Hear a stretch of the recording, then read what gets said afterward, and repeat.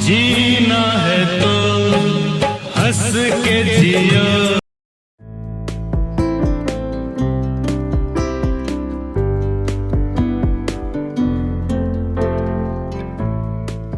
Hindi cinema में अपनी अलग पहचान बनाने वाले एक्टर दलीप ताहिल किसी परिचय के मोहताज नहीं हैं। टीवी सीरियल बुनियाद से अपनी एक्टिंग का लोहा मनवाने वाले दलीप ने अपने करियर में काफी वर्सेटाइल रोल किए, लेकिन उनको ज्यादा पहचान निगेटिव शेड्स के कैरेक्टर में मिली।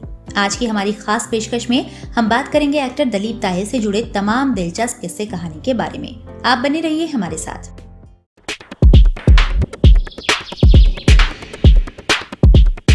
नहीं जानता कि तूने किसके साथ गद्दारी की है। मदन चोपड़ा नाम है मेरा, मदन चोपड़ा। मालूम है बरखुरदार की शादी करने के लिए एक लड़की की जरूरत होती है। राजा, तू जानता है किसका इलाका? हिंदी सिनेमा जगत में अपनी खास मुकाम बनाने वाले एक्टर दलीप ताहिल थिएटर से लेकर अंतर्राष्ट्रीय सिने जगत में काम कर चुके हैं। चाहे साल 1993 में रिलीज हुई फिल्म बाजीगर में उनका निभाया मदन चोपड़ा का किरदार हो, या फिर साल 1988 में रिलीज हुई फिल्म कयामत से कयामत तक का धनराज सिंह का किरदार हो, हर जगह दिलीप ने अपने अभिनय का लोहा मनवाया। सिनेमा जगत में कम ही एक्टर ऐसे हैं जिन्होंने थिएटर से लेकर बड़े पर्दे तक और इंटरनेशनल सिनेमा में काम किया। दलीप ताहिल उनमें से एक हैं। आगे जानेंगे दलीप ताहिल से जुड़े तमाम सुने अनसुने किस्से, लेकिन शुरुआत करते हैं उनके सिनेमा में आने के सफर से। हंस के जियो, जीवन में एक पल भी रोना ना।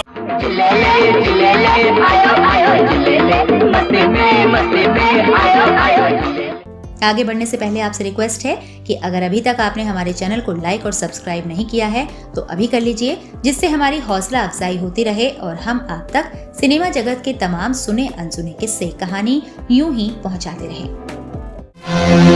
दीनदयाल खन्ना तुम जैसे छोटे आदमी से प्रार्थना नहीं करता। मैं तुमसे उस जबान में भी बात कर सकता हूँ जो तुम समझते हो।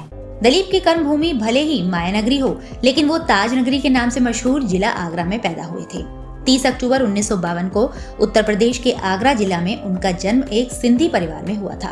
उनका परिवार बंटवारे के बाद सिंध से यहाँ आकर बस गया था। उनका पूरा नाम दलीप ताहिल रमानी है और इनके पिता का नाम घनश्याम जेठानंद ताहिल रमानी है, जो इंडियन एयरफोर्स में काम करते थे, जिससे समय समय पर उनकी पोस्टिंग देश के अलग अलग शहरों में होती रहती थी।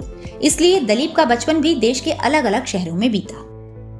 इनकी एक बड़ी बहन भी है जिसका नाम गीता है। दलीप ने अपनी शुरुआती पढ़ाई लिखाई नैनीताल के शेरवुड कॉलेज से की। दलीप का स्कूल के दिनों से ही नाटकों और एक्टिंग की तरफ ज्यादा रुझान था। वो अपनी पढ़ाई के दिनों में भी नाटक किया करते थे। शेरवुड कॉलेज में पढ़ने के दौरान दलीप को लगातार 3 साल तक एक्टिंग के लिए बेस्ट एक्टर का कैंडल कप अवार्ड मिला। स्कूली शिक्षा पूरी करने के बाद वो 1 साल के लिए अलीगढ़ मुस्लिम यूनिवर्सिटी गए, लेकिन तभी उनका परिवार मुंबई शिफ्ट हो गया, जिससे वो भी मुंबई शिफ्ट हो गए और बाद में उन्होंने स्नातक की पढ़ाई सेंट जेवियर कॉलेज मुंबई से की। एक्टिंग के शौकीन दलीप मुंबई आने के बाद थिएटर ग्रुप बॉम्बे में शामिल हो गए, जहां उन्हें दिग्गज निर्देशक एलिक और पर्ल पद्मसी के साथ काम करने का मौका मिला। यहाँ उन्होंने अभिनय की तमाम बारीकियां सीखी। एलिक पद्मसी साहब का नाम निकाल के उनको फोन किया, मैं आप क्या सजेस्ट करते हैं, मैं आ सकता हूँ? हाँ बिल्कुल आ जाओ, कम ऑन। यहाँ उन्हें पर्ल पद्मसी के निर्देशन में देश के पहले अंग्रेजी theatre Jesus in Godspell में काम करने का भी मौका मिला। इसमें उनके काम की काफी तारीफ हुई। You keep your fat nose out of my family's business, Dad. Theatre में काम करने के दौरान ही उनको श्याम बेनेगल ने नोटिस किया और अपनी फिल्म अंकुर के लिए साइन किया। दलीप ताहिल को अगर श्याम बेनेगल की खोज कहा जाए तो गलत नहीं होगा। ये श्याम बेनेगल ही थे जो दिलीप को सिनेमा जगत में लेकर आए और उनको पहला ब्रेक दिया। फिल्म अंकुर साल 1974 में रिलीज हुई थी। श्याम बेनेगल के निर्देशन में बनी इस फिल्म से केवल दलीप ताहिल को ही ब्रेक नहीं मिला, बल्कि इस फिल्म से शबाना आजमी और अनंत नाग जैसे दिग्गज कलाकारों ने भी अपने कैरियर की शुरुआत की थी। फिल्म को दर्शकों ने खूब पसंद किया था और सभी कलाकारों को इस फिल्म से कैरियर में नया आयाम मिला। वैसे तो इस फिल्म में शूटिंग करते समय दलीप का किरदार काफी बड़ा था, लेकिन जब फिल्म रिलीज हुई तो समय की पाबंदी की वजह से इसे काफी छोटा कर दिया गया। इसलिए पूरी फिल्म में उनका किरदार खास नोटिस नहीं किया गया। क्या हुआ तेरा फर्स्ट क्लास। इस फिल्म के रिलीज होने के बाद जहां और कलाकारों को दूसरे ऑफर मिलने लगे, वहीं दलीप को खासा संघर्ष करना पड़ा। काफी संघर्षों के बाद उनको रमेश सिप्पी ने मल्टी स्टारर फिल्म शान में मौका दिया। साल 1980 में रिलीज हुई फिल्म शान में उन्होंने अपनी एक्टिंग का लोहा मनवाया और इसके बाद उनको पहचान मिलनी शुरू हो गई। फिल्म शान में सुनील दत्त, अमिताभ बच्चन, शशि कपूर, परवीन बॉबी, शत्रुघ्न सिन्हा, जॉनी वॉकर, कुलभूषण खरबंदा जैसे तमाम दिग्गज कलाकार होने के बावजूद दलीप के कैरेक्टर को काफी नोटिस किया गया और उनके काम को सराहा गया। फिल्म शान के बाद उनको अलग अलग किरदार के ऑफर आने लगे, लेकिन इसमें ज्यादातर भूमिका नेगेटिव शेड्स लिए थी। इसके बाद उन्होंने साल 1982 में रिलीज हुई फिल्म शक्ति और इसी साल रिलीज हुई सर रिचर्ड एटनबरो की मशहूर इंटरनेशनली एक्लेम्ड फिल्म गांधी में भी काम किया। Mr. Jinnah, if as you suggest these groups separate from the body of India, Dalip cinema के साथ साथ टीवी पर भी सक्रिय रहे। फिल्म शान में इनके लाजवाब अभिनय को देखकर रमेश सिप्पी ने कालजयी सीरियल बुनियाद में भी इनको कास्ट किया। भारत पाकिस्तान बंटवारे पर बना ये मशहूर टीवी सीरियल बुनियाद में दलीप ने एक दमदार रोल निभाया था। रमेश सिप्पी के इस सीरियल में दर्जनों एक से बढ़कर एक नामी और उम्दा कलाकार थे, जिनमें आलोक नाथ, अनीता कंवर, सुधीर पांडे, सोनी राजदान, कमलजीत सिंह, विजेंद्र घाटगे और किरण जुनेजा जैसे उम्दा और मजे हुए कलाकार शामिल थे। टीवी सीरियल बुनियाद दलीप के कैरियर में खासा महत्व रखता है। इसके बाद उनके कैरियर का ग्राफ लगातार बढ़ता चला गया और उन्होंने एक से बढ़कर एक रोल निभाए।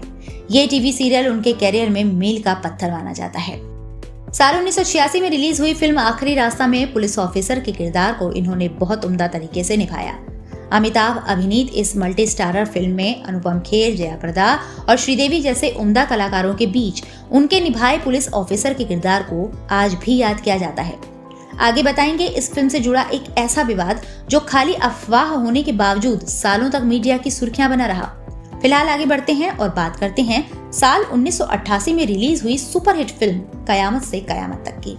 इस फिल्म में उनके निभाए आमिर खान के पिता का रोल भला कौन भूल सकता है।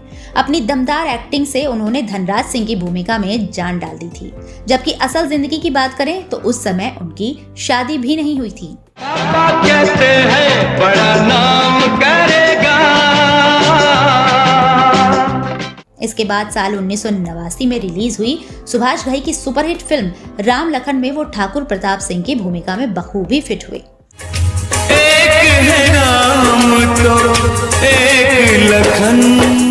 साल 1991 में सुभाष घई की रिलीज हुई मल्टी स्टारर फिल्म सौदागर में एक से बढ़कर एक दिग्गज और उम्दा कलाकार होने के बावजूद वो गजेंद्र सिंह की भूमिका में अपनी उपस्थिति दर्ज कराने में कामयाब रहे। इस फिल्म में राजकुमार और दिलीप कुमार जैसे महान कलाकार थे। दोस्ती आपने की है, हमने नहीं।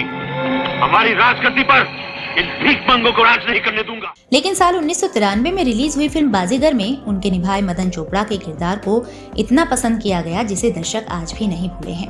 दर्शकों ने इस फिल्म में उनकी एक्टिंग को काफी पसंद किया। इसके बाद उन्होंने एक से बढ़कर एक किरदार निभाए। क्या जीतना चाहते हो तुम? आपका आशीर्वाद। मुझे तुम्हारा ये अंदाज पसंद आया। साल 1997 में रिलीज हुई फिल्म इश्क में उनका काम लोगों को काफी पसंद आया। उनका ये किरदार पिछले किरदारों से बिल्कुल अलग था। इसमें वो एक कंजूस पिता के रोल में थे। साल 2000 में रिलीज हुई ऋतिक रोशन की फिल्म कहो ना प्यार है में भी इनके निभाए किरदार मलिक को काफी पसंद किया गया। सुनना चाहोगी उसका नाम? साल 2013 में रिलीज हुई फिल्म भाग मिल्खा भाग में पहले प्रधानमंत्री पंडित जवाहरलाल नेहरू का किरदार निभाया, जिसे दलीप के मुताबिक इस किरदार को निभाना उनके लिए सबसे कठिन काम था। ये फिल्म मशहूर धावक मिल्खा सिंह के जीवन पर बनी थी। अगर इनके निभाए किरदारों की बात करेंगे तो इसको एक एपिसोड में समेटा नहीं जा सकता। इन्होंने हिंदी सिनेमा के अपने शानदार कैरियर में तकरीबन 100 से ज्यादा फिल्मों में काम किया और सारी फिल्मों में अपनी लाजवाब एक्टिंग से दर्शकों का मनोरंजन किया। आखिर पानी की बुलबुले की उम्र क्या होती है? तुम्हारा ये बाप रमाकांत सहाय जिंदगियां बनाता है और जिंदगियां उजाड़ता है। इनकी प्रमुख फिल्मों की बात की जाए तो शान, शक्ति, गांधी, आखिरी रास्ता, राम लखन, सौदागर, इम्तिहान, बाजीगर, हम हैं राही प्यार के, इश्क, राजा, जुड़वा, गीत, गुलाम, कहो ना प्यार है, तलाश, रेस, भाग मिल्खा भाग, गॉड तुसी ग्रेट हो, मिशन मंगल आदि शामिल है। खाली हिंदी सिनेमा ही नहीं, दलीप ने और भी कई भाषाओं की फिल्मों में काम किया है, चाहे सिंधी हो, मलयालम हो या फिर अंग्रेजी। सभी भाषाओं में इन्होंने अपनी एक्टिंग की अलग छाप छोड़ी है। दलीप ताहिल ने भारतीय सिनेमा की पहली 3D फिल्म माय डियर कुट्टी चथन में भी काम किया है, जो मलयालम में बनी थी। ये वक्त सियासी बहस करने का नहीं है। पिताजी, यहाँ ताला डालकर आप लोग मेरे साथ चलिए। आइए अब बात करते हैं दलीप ताहिल के अंतरराष्ट्रीय सिनेमा जगत के सफर की। हालांकि हॉलीवुड में दलीप के कैरियर की शुरुआत गांधी मूवी से ही हो गई थी, लेकिन साल 1988 में रिलीज हुई मर्चेंट आइवरी की फिल्म द डिसीवर्स और अ परफेक्ट मर्डर से इनको इंटरनेशनल पहचान मिली। दलीप ने हॉलीवुड में काफी काम किया और अपनी पहचान बनाई। दलीप ने छोटा पर्दा यानी टीवी सीरियल में भी शानदार काम किया है। टीवी सीरियल बुनियाद इनके कैरियर में मील का पत्थर माना जाता है। इस सीरियल में उन्होंने हवेली राम के सबसे बड़े बेटे भूषण का किरदार निभाया था, जो 2 बच्चों का पिता होता है। हवेली राम का किरदार मशहूर एक्टर आलोक नाथ ने निभाया था। हर सरकारी अफसर से पूछा गया कि बंटवारे के बाद कहाँ नौकरी करोगे। मैंने हिंदुस्तान चुना है, इसलिए मैं कह रहा हूँ कि आप लोग मेरे साथ चलिए। इसके बाद उन्होंने संजय खान के मशहूर epic serial the sword of Tipu Sultan में भी काम किया। इसके बाद उन्होंने एक और एपिक सीरियल सिया के राम में काम किया।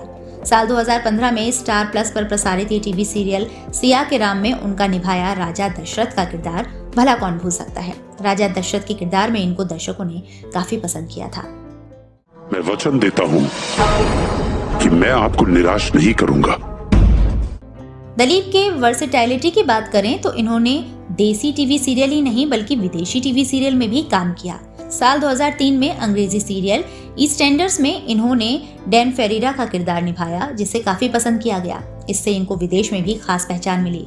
इन्होंने ब्रिटिश टीवी की पहली सीरीज बॉम्बे ब्लूज में भी काम किया। साल 2007 में बीबीसी की मिनी सीरीज न्यूक्लियर सीक्रेट्स के टेरर ट्रेडर्स एपिसोड में भी काम किया था।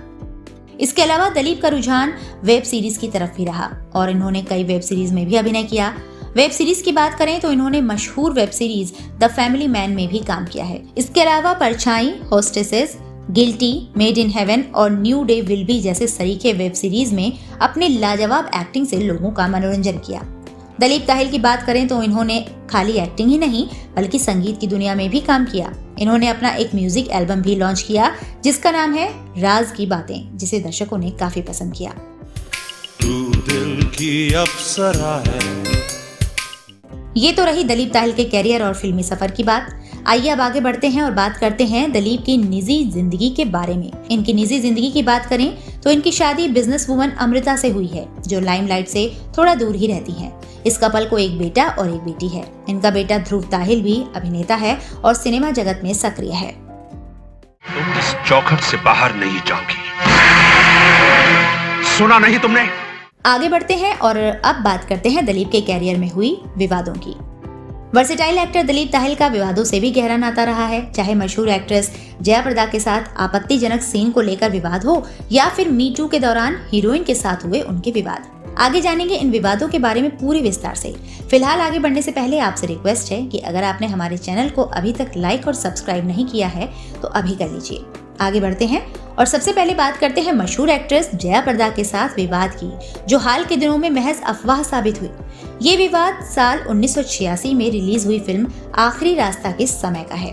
मीडिया रिपोर्ट्स की मानी जाए तो इस फिल्म में जया प्रदा और दलीप के बीच कुछ आपत्तिजनक सीन की शूटिंग होनी थी। इस सीन के बारे में ऐसी अफवाह थी कि उनको इस सीन की शूटिंग के दौरान निर्देशक ने अभिनेत्री जया प्रदा के पूरे कपड़े फाड़ने के लिए कहा था।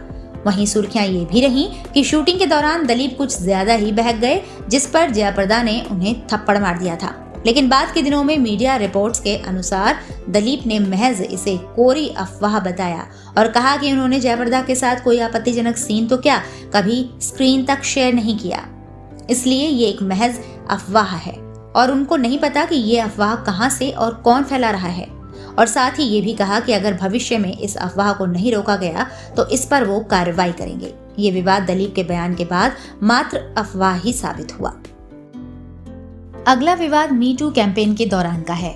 दरअसल मी टू कैंपेन के दौरान वो एक वेब सीरीज की शूटिंग कर रहे थे। इस वेब सीरीज में उन्होंने आपत्तिजनक सीन करने से साफ मना कर दिया था। हालांकि बाद में निर्देशक के कहने पर उन्होंने हामी भरी। दलीप ने आपत्तिजनक सीन की शूटिंग करने से पहले पूरी बात उस एक्ट्रेस को बताई और उससे बाकायदा परमिशन लिया, जिससे बाद के दिनों में कोई विवाद ना हो।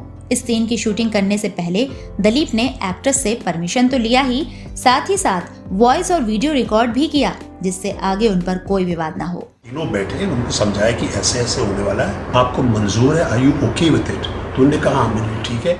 उस समय दलीप बहुत चर्चा में आ गए थे।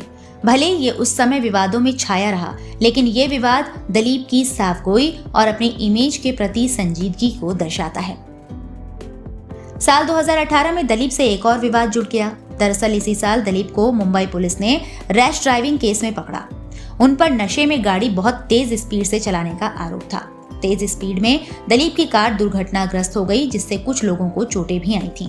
मीडिया रिपोर्ट्स की माने तो जब लोगों ने उनके कार को रोका तो वो नशे की हालत में थे और वहां मौजूद लोगों से बदतमीजी करने लगे थे। हालांकि बाद में उनको जमानत मिल गई थी।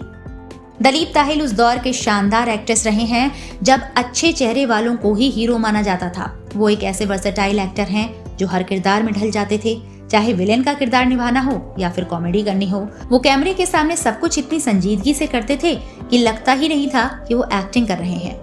हम उम्मीद और दुआ करते हैं कि दिलीप जी आने वाले समय में ऐसे ही उम्दा काम करते रहें और दर्शकों का मनोरंजन करते रहें। आज के एपिसोड में बस इतना ही।